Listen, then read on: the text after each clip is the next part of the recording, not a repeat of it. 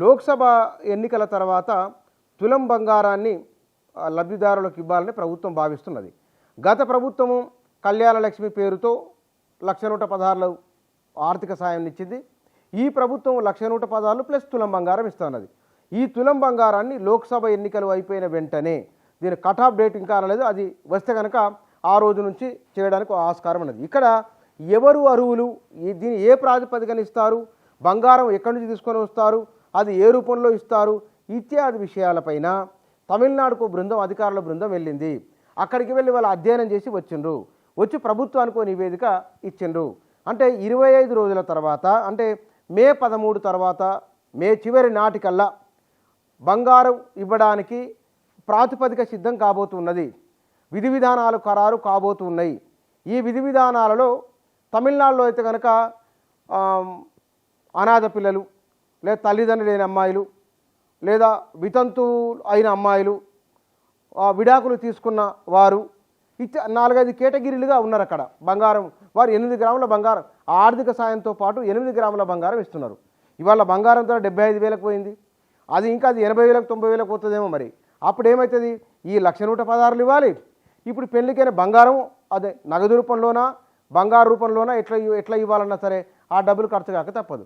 మరి దీన్ని ఏ ప్రాతిపదిక మీద ఇవ్వాలి అన్నప్పుడు తమిళనాడులో ఉన్న 5 కేటగిరీలు ఏవైతున్నాయో ఆ కేటగిరీల ప్రకారం ఇస్తారా, లేదు ఆధార్ కార్డు, వైట్ రేషన్ కార్డే ప్రాతిపదిక ఉండబోతున్నదా, ఇది కాకుంటే కనుక ఇన్కమ్ ట్యాక్స్ వారి పేర్ల మీద ఏమైనా పేరెంట్స్ కానీ అటు ఇటు ఎవరి పక్షాన్ని ఏమైనా అట్లా ఉండబోతున్నదా, ఏ రూపంలో ఉండబోతున్నది, ఏ విధి మీద ఎట్లా ఉండబోతున్నాయి మనకు త్వరలో తెలిసే అవకాశం ఉన్నది. తమిళనాడు ఒక నమూనా ఉన్నది కాబట్టి, తమిళనాడులో బంగారాన్ని ఇస్తున్నారు కాబట్టి ఇక్కడ ఇవ్వడానికి పెద్ద ఆటంకం, ఇబ్బంది అయితే ఏమీ ఉండదు.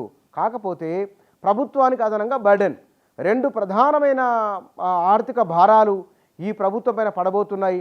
ఒకటి 2,500 రూపాయలు ఎవరికి ఎట్లా అనేది దాంట్లో విధి విధానం రావాలి. ఇప్పుడు తులం బంగారం అనేది గత ప్రభుత్వము ఆ దరఖాస్తు చేసుకున్న వారికి మొత్తమే పేదవాళ్లకు, వైట్ రేషన్ కార్డు హోల్డర్లకు అందరికీ ఇచ్చింది. మరి ఈ ప్రభుత్వం ఇప్పుడు గత ప్రభుత్వానికంటే అదనంగా 70,000-80,000 రూపాయలు ఎక్కువ ఖర్చు అవుతున్నది. ఇంతకుముందు 50,000 అనుకున్నారు, 50,000, 60,000, 60,000, 70,000, 70,000, 75,000 వరకు వచ్చింది. మరి అదనపు ఖర్చే కదా ఇది. ఈ అదనపు బర్డెన్ అన్నప్పుడు సంవత్సరానికి అయ్యే పెళ్లిళ్ళు ఎంత, ఈ పెళ్లిళ్ళకి అయ్యే బంగారం ఎంత, ఈ బంగారానికి ఏమన్నా సపరేట్గా టెండర్ పిలిచి ఏమైనా తీసుకోవాలన్నా, వాళ్ళు దీన్ని నోడల్ ఏజెన్సీ ఏర్పాటు చేయాలి. ఇట్లా చాలా విషయాలు చర్చలో ఉన్నాయి. వీటన్నిటికి సంబంధించిన సమాచారాన్ని బీసీ శాఖకు సంబంధించిన అధికారులు ప్రభుత్వానికి అందజేసినారు. లోక్సభ ఎన్నికలు అయిపోయి ఫలితాలు వెలువడిన తర్వాత బంగారం పథకం అమలు కాబోతున్నదని సమాచారం.